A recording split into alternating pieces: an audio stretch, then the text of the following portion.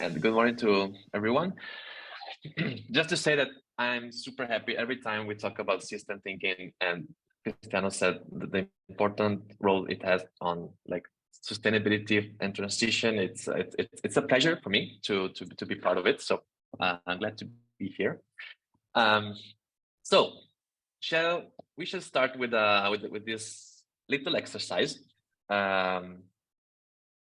How does it work? So we're going to talk about systems, and let's try to play already with a little one. So the question, also the activity will be to take your piece of paper and pen, and you have 3 minutes to draw how we prepare a toast. So we all know what a toast is. It's a piece of bread, a bit squarish, with a little bit burnt. Okay, you can put jam on it, you can put ham, whatever you want. We have different ways to eat toast. So let's pretend that we want to explain to someone who doesn't know how to make a toast how you can make it. But the rule of the game is that you cannot use words, you cannot use your voice, just draw something into your paper. Okay. You don't have to make wonderful drawings. It's just to make sense of how it works, right? So, is it more or less clear? Are you ready for it? Do you have the material with you? Okay, so I will take care of the time. 3 minutes. Ready, set, go.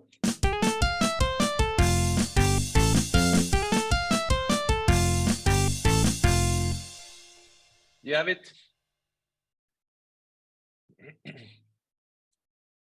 I see people still drawing.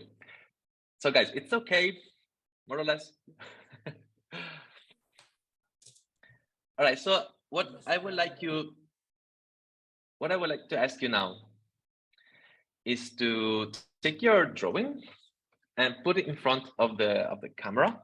Okay, I can do it, for example, and just put it there for like 20 seconds, and I will try to highlight some of you just to see different drawings. Okay, so let's see. Yeah. So this is Sarah. Oh, wonderful, Sarah.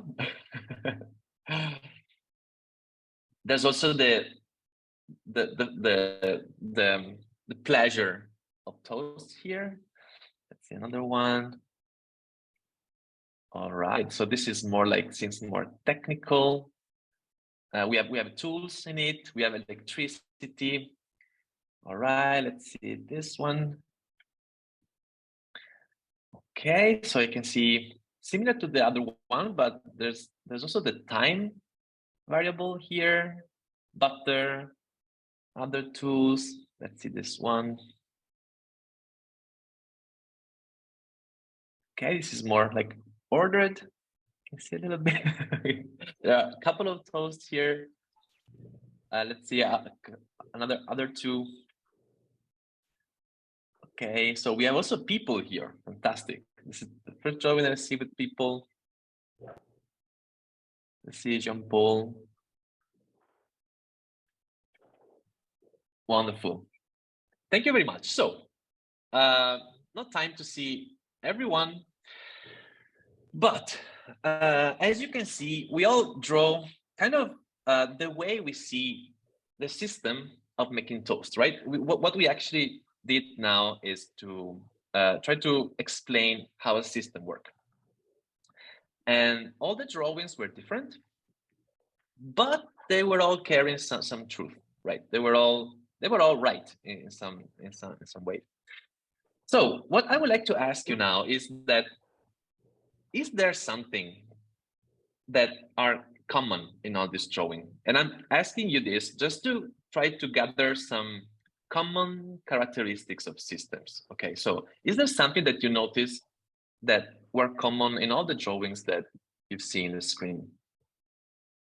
Okay. She said bread. Okay, yes. Right, bread was common, yeah.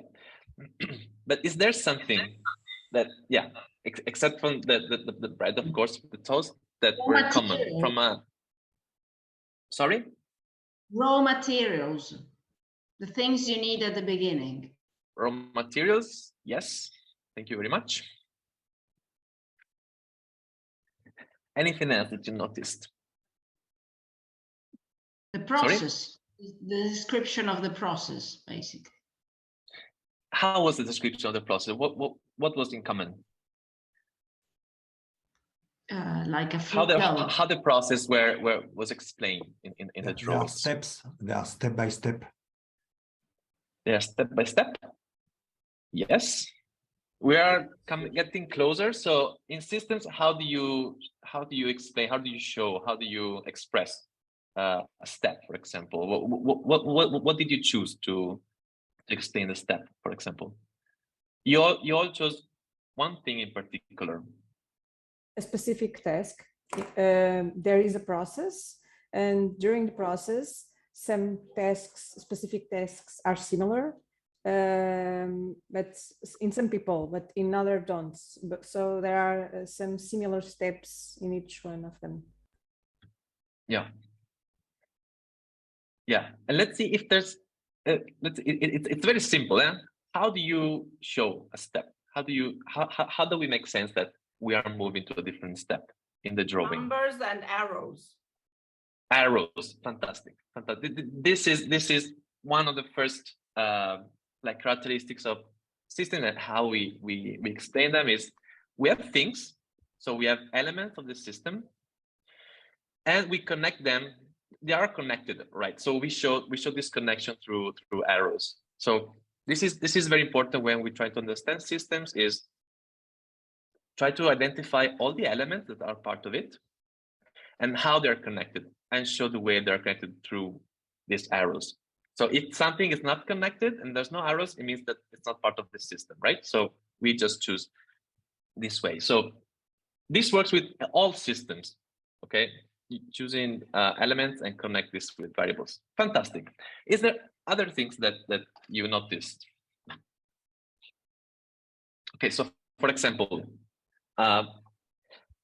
drawings were similar, but they were different. In why they were different? What was the thing that made them different? Somebody added tools, for example, yes, but was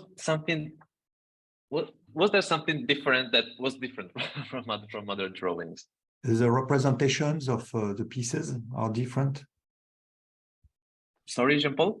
The representation of parts, let's say, of the bread. Yes. It's a long bread. It's a toast bread. Yeah. So this is another important thing when we map systems, that everyone has their own like perspectives on it and their own like way on to interact with the system. So this is very important, because when we try to analyze a system, we try to identify the variables, the elements, how they're connected, but all of us have different perceptions, different understanding. Okay, they're all right, they are okay, but they're not complete.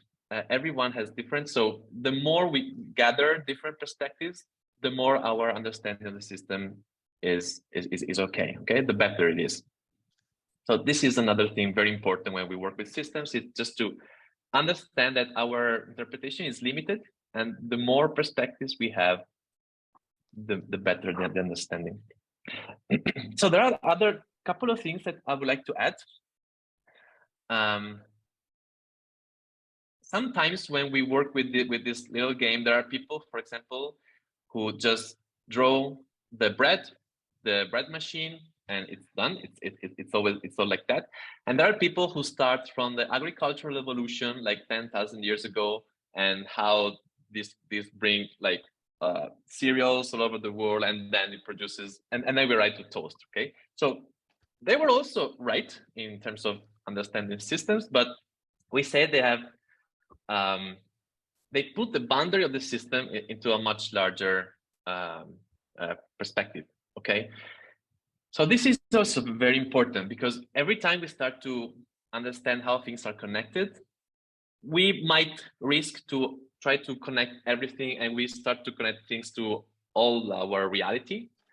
and it becomes overwhelming. So it's nice to see how we every time we try to define a system, we put like a boundary and say, okay, I want to put my focus on this part and just analyze the elements that are there and not the ones that are outside. So I can say I want to analyze the systems in my kitchen, and I put all the elements in my kitchen. And there are people who say, no, I want to analyze the whole economics of toast.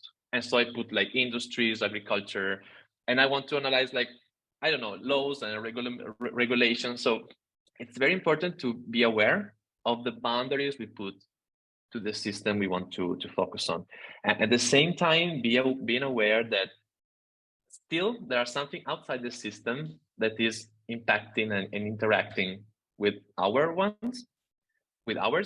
And so always being aware of this. Okay, so every time we focus on a system, it's not everything there, but we have to consider things that are outside our boundaries. And maybe last thing, because I'm taking too much time for this, it's people. So I see there was one, I don't remember who, maybe Oyer, maybe, I don't remember, that they put people in the system. And this is something that I notice very often when we talk about technology, about energy transition, about innovation, that we talk a lot about technology. We talk a lot about, for example, CO2 emissions or other things, but we very often forget to put humans into the systems and how they are very irrational and how they behave and how they are going to completely change the way the system works. And this is very important. And I think we're going to talk more about this, especially in next events, when we talk about governance and these kind of things. So always remember that humans are a very important part of the picture. So don't forget to put them into the picture. So I think I will stop here. It was just a little game. You can also use it in your groups and in your with your peers, with your friends, just to introduce system thinking. Just remember that we were talking just about toast, and you see how complex it is if you want. And what about when we go to talk about climate change, governance systems, just transition? So it's way more bigger and even more complex. But remember that these characteristics are always the same. So we have an infinite number of systems, but when we remember that we put boundaries, we track elements and connections, it's a good way for us to not get overwhelmed and burn out, but to try to make sense of what is happening. Okay. And with this, I think I will bring back the word to Cristiano.